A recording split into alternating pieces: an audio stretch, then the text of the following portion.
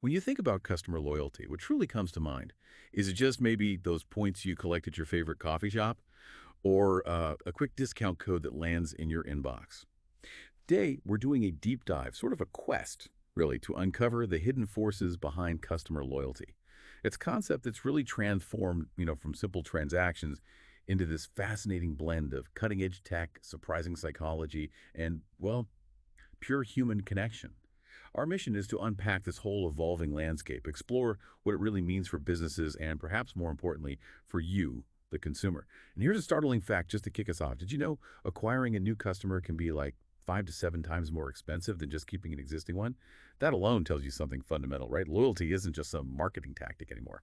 It's the financial bedrock shifting businesses from that old churn and burn mindset to truly investing in relationships. Oh, absolutely. It's a complete game changer. What used to be a simple transactional thing you buy, you get a point, has really, truly evolved into a strategic imperative. Businesses are reorienting their whole approach. Instead of that relentless, often expensive chase for new customers, the focus now is squarely on dedicated nurturing, looking after the customers they already have. It's a shift from selling once to really building a lasting relationship. So we're talking about a pretty profound economic impact here then, not just like a fuzzy idea of making customers happy. How significant is this investment in loyalty really for a company's bottom line? Oh, immensely significant. Yeah. The investment in loyalty programs is just profoundly profitable. Research consistently shows that even a modest 5% increase in customer retention, that can lead to a profit increase of anywhere from 25% to a staggering 95%. And if you look at the market, the global loyalty market is seeing really robust expansion. Projections show it hitting about US $93.79 billion this year, 2025. And it's expected to grow to an incredible US $155.22 billion by 2029. That's a compound annual growth rate, a CAGR, of 13.4% during that period. It's Yeah. massive growth, all driven by this strategic focus on keeping customers. Wow, okay, it's a huge number. And it makes me wonder, given that everyone wants loyalty, why isn't it the same everywhere? How might your own experiences with loyalty programs differ based on where you live? That's a really crucial distinction. We see pretty significant regional differences. Take Asia, for example. Loyalty there is heavily dominated by these things called super apps. They seamlessly integrate rewards right into mobile payments, financial services, everything. Think about how much of daily life just flows through those platforms. Loyalty is just sort of woven right in. Okay, so Asia's got the super apps. What about North America? North America sees really significant traction in subscription-based models. Think Walmart Plus or Amazon Prime. Here, consumers often pay an annual fee for ongoing benefits. They're betting on getting consistent value throughout the year. Right, the subscription model. Yeah. And Europe, are they doing something completely different again? Europe often goes for what are known as coalition models. These programs let customers earn and redeem rewards across multiple, often like unrelated partner brands. It creates a much broader ecosystem of value for the customer. And then if you look at emerging markets, places like Southeast Asia, Latin America, Africa, you find this really vibrant landscape. It's fragmented, lots of agile fintech and e-commerce players building these digital-first, often cashback-driven loyalty ecosystems. So the big takeaway The is, takeaway is clear. There's no single loyalty playbook that works everywhere. Brands absolutely have to adopt a nuanced, localized strategy. They need to consider each market's unique digital setup, consumer habits, the competitive landscape. What works wonders in Berlin isn't necessarily going to fly in Jakarta. it sounds like almost everything we've touched on so far, from those regional differences to personalization, it really boils down to one central driver, Right. technology. How has the digital age just fundamentally flipped the script on what loyalty programs even are? Technology is absolutely at the heart of this evolution. Yeah. The digital age has transformed loyalty programs from those simple, almost analog systems, you remember punch cards, right? Oh, yeah. Into these incredibly sophisticated digital ecosystems. And mobile apps are completely central to that.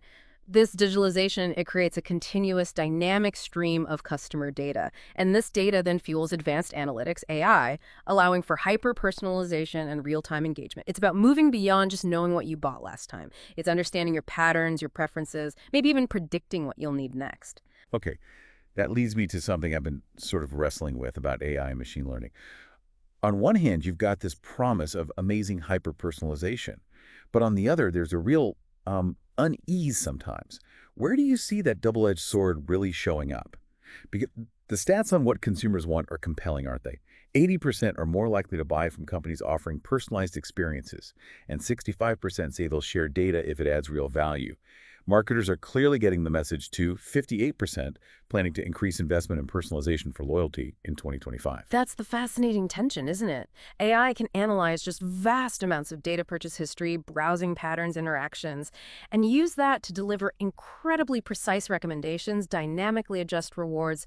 It's a really powerful driver for relevance. But you're absolutely right. Despite that strong desire for personalization, a significant chunk, 38% of customers, actually express unease about brands using AI for these personalized experiences. I think we've all felt it, right? That moment when personalization feels a little too much, a bit intrusive. Exactly. That unease points directly to a crucial trust deficit.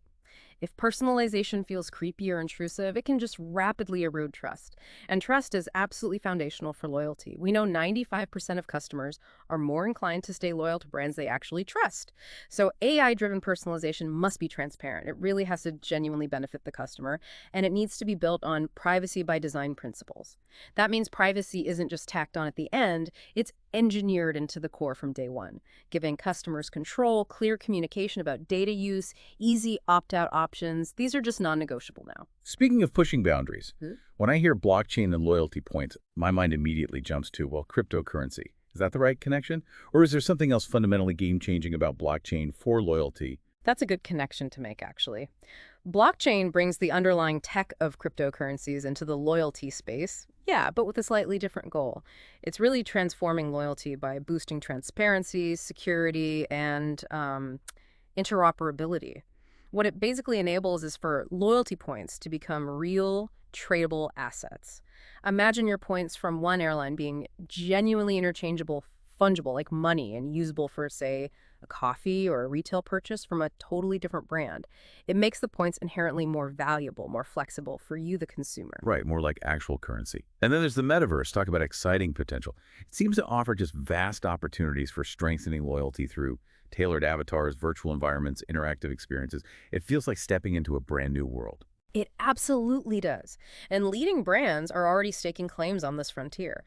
Nike created Nikelin and RTFTT NFTs, letting users experience virtual sportswear. Gucci had hosted virtual fashion shows, extending its luxury brand into the digital realm. We've even seen McDonald's and Wendy's exploring virtual restaurants. Adidas built Minecraft stadiums. Wow. And for Gen Z and millennials, who are, the primary users of the metaverse right now, loyalty there isn't just about getting discounts. It's about building their digital identity, participating in exclusive virtual experiences, gaining social recognition within those communities. And all of this really ties back to that broader concept of omni-channel integration. Consumers just expect consistent recognition and reward opportunities no matter how they interact with a brand online, in-store, mobile. It all needs to feel like one seamless journey for them. Okay, so we've talked a lot about the tech, the economics. Yeah. But let's zoom right in on the core of loyalty, the human psyche. What makes you truly loyal to a brand? Beyond just a discount, I mean. Yeah. Because it feels like consumers today are seeking, I don't know, real connections, experiences that feel genuinely special and tailored, not just another generic offer. That's exactly where the rubber meets the road. The shift is profound. We're moving from purely transactional stuff to deep emotional connections. And there are several really fascinating psychological theories that explain how sustained loyalty is built. Think about the goal gradient effect, for instance. It's like when you're jogging, right? You might feel tired, but as soon as you see the finish line... You get that burst of energy. Exactly. Suddenly you find energy to sprint.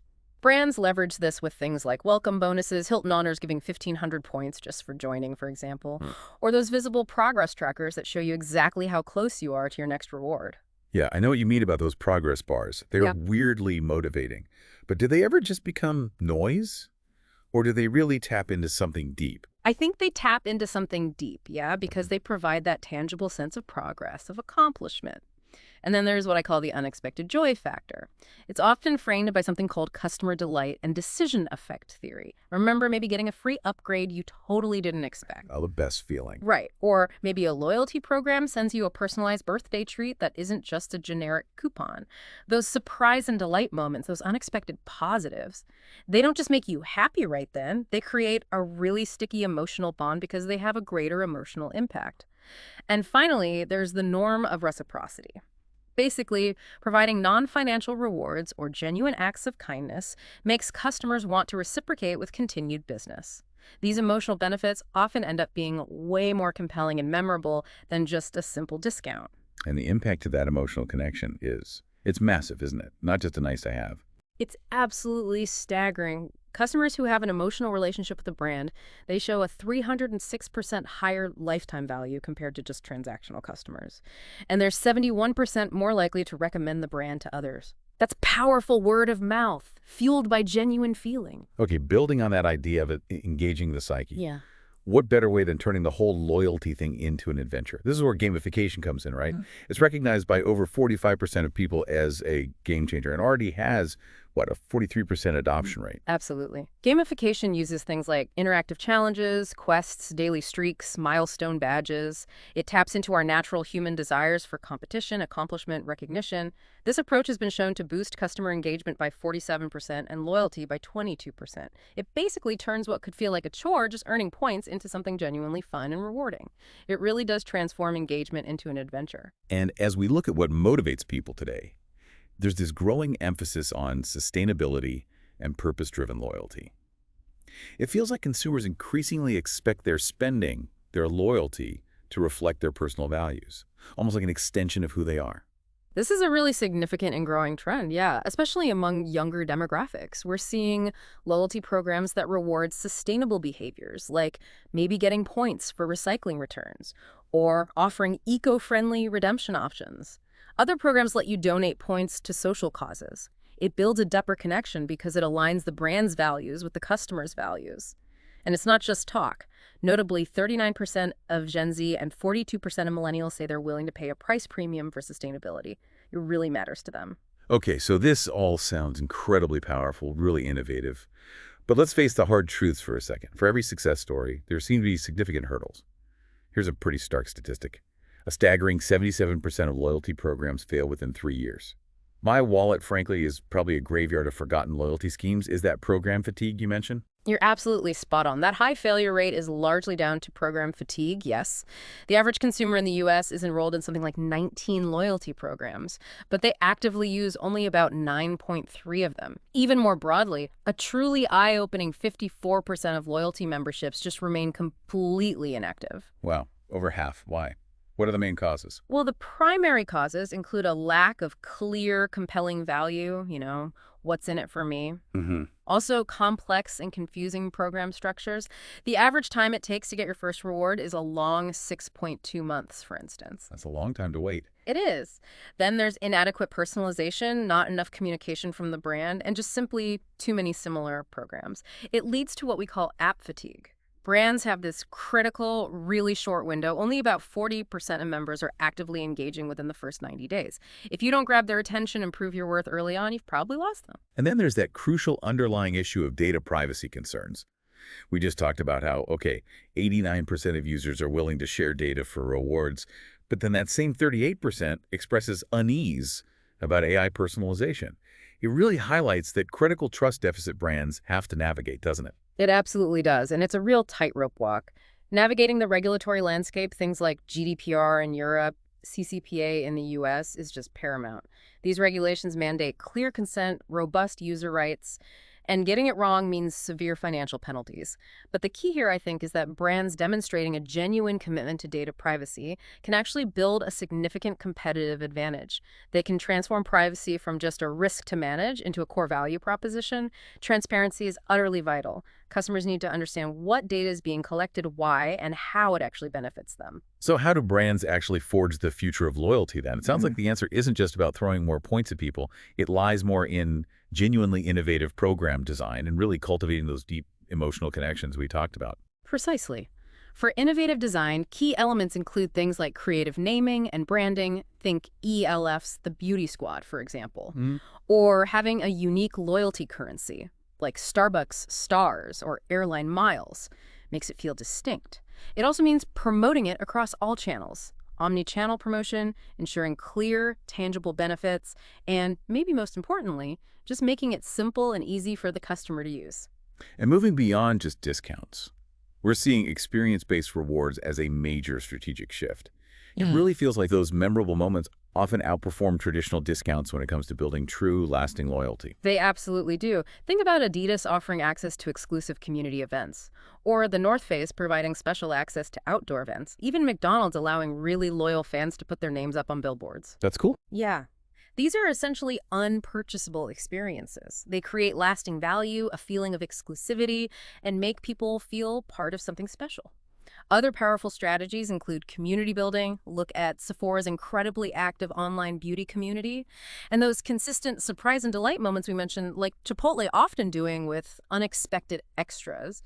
And finally, we're seeing this growing importance of strategic partnerships and even paid tiers, almost like creating an exclusive club within the loyalty program. These are absolutely key strategies for expanding reach and enhancing value for the customer. Coalition models, like we see a lot in Europe, let you earn and redeem across multiple brands, creating a wider net of benefits.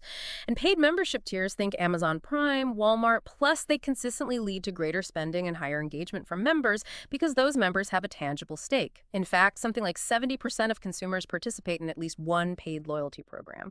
These strategies help brands build these interconnected ecosystems that offer premium value, generate direct revenue, and really solidify loyalty through commitment.